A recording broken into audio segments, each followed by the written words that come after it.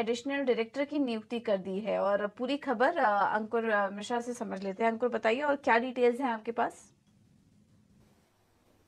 Ji, reserve bank of India ने एक additional director का अपॉइंटमेंट किया है बंधन बैंक में, और अरुण कुमार सिंह जो कि रिजर्व बैंक ऑफ इंडिया के फॉर्मर सीजीएम थे, वो बैंक के बोर्ड में अब आएंगे। ये जो अपॉइंटमेंट हुआ है वो पूरे 1 साल के लिए हुआ है। और साथ ही साथ यहां पर एक सबसे बड़ा सवाल यह है कि आखिर रिजर्व बैंक ऑफ इंडिया ने इस तरीके का कदम क्यों उठाया।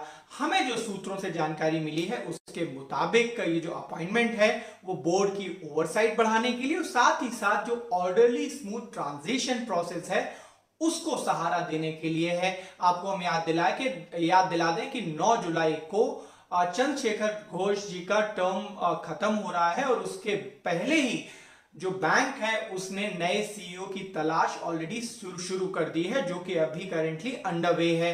तो अब ये जो अपॉइंटमेंट है वो सूत्रों का यही मानना है कि रिजर्व बैंक की ओवरसाइट को और बढ़ाएगा। और साथ ही साथ एक जो सबसे जरूरी चीज है कि यहां पर अभी तक रिजर्व बैंक द्वारा किसी भी तरीके का मटेरियल कंसर्न बैंक में नहीं पाया गया है।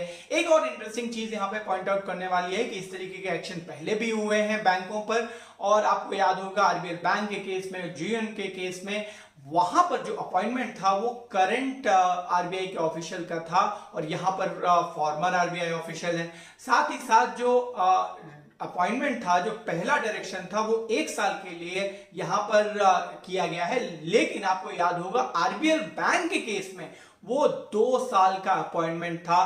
तो अब देखना ये होगा कि ये जो आरबीआई का अपॉइंटमेंट हुआ है इससे बोर्ड को कितनी मदद मिलती है। अगर आप चैनल पर पहली बार आ रहे हैं तो जरूर चैनल को सब्सक्राइब करके बेल आइकन प्रेस कर लो, ताकि आने वाली जितनी भी अपडेट्स हैं सभी कंपनी से रिलेटेड उसका नोटिफिकेशन आपको सबसे पहले मिल सके।